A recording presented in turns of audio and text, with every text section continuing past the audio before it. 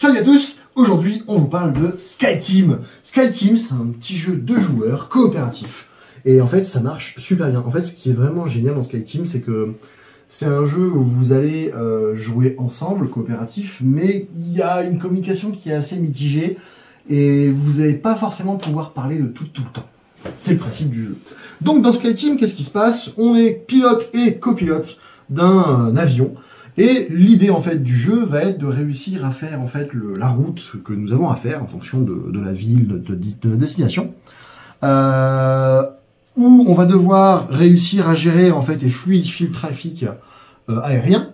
On va devoir gérer notre vitesse, on va devoir sortir notre atterrissage, on va devoir sortir, enfin comment ils appellent ça, ça a un nom, ce qui est derrière les ailes pour empêcher la prise au vent, quoi. On va aussi pouvoir boire le café, hein, c'est le petit bonus. Et on va devoir gérer en fait l'assiette de l'avion. Parce que forcément, si l'avion se retourne, bah, c'est pas bon non plus. On a quand même des passagers. Le petit truc, c'est que nous allons chacun avoir du coup ce petit paravent devant nous. Alors, ils disent de se mettre l'un à côté de l'autre pour avoir vraiment en visuel en fait droit devant nous. Tu peux te mettre l'un en face de l'autre, ça marche aussi bien. Donc, dans votre petit paravent, vous allez retrouver en fait votre petite tête de jeu avec un petit peu ce que... Ah, c'est les volets, excusez-moi, les volets. Là, c'est marqué dans le... Vous allez avoir votre petite tête de jeu et on va jouer en fait 2 phases à chaque fois, à chaque tour.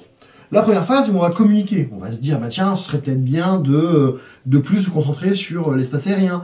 Ce sera peut-être bien de plus se concentrer sur la vitesse, etc., etc. Et en fait, l'idée, c'est qu'on va communiquer. On n'a pas le droit de parler vraiment de la valeur des dés. C'est-à-dire, je peux pas dire, bah tiens, si t'as un 6, tu me mets là direct. Non. On peut dire, bah ce serait bien de se concentrer là-dessus, d'avancer un peu plus à ce niveau-là. Une fois que c'est fait, on lance les dés. Chaque jour, on lance les dés. Et à partir du moment où les dés sont lancés, on ne peut plus communiquer. C'est-à-dire que l'idée, c'est que moi, je vais penser à poser mon dé. Bim. Et l'adversaire va lui aussi poser le dé de son choix. Hop. Et donc là, par exemple, 6 plus 2, on est à 7. La vitesse est bonne. Nous avancerons en fait d'une case à la fin du tour. C'est le principe du jeu.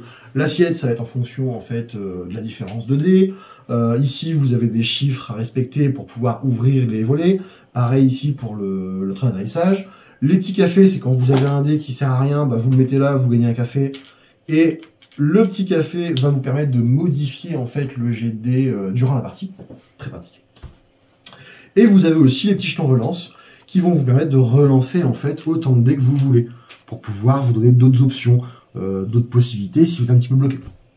Alors là, d'installer, c'est le vol d'initiation, c'est décollage, et vous avez en fait le carnet de vol juste après, qui vous dit clairement ne l'ouvrez que quand vous avez fait le scénario d'initiation. On a refait 2 fois le scénario d'initiation parce qu'on s'est planté la première fois. Mais c'est pour vous dire que c'est pas forcément évident en fait le côté de ne pas communiquer, mais ça marche vraiment super bien. Enfin, c'est... Tu fais une partie, tu la foires, bah t'as envie d'en faire une.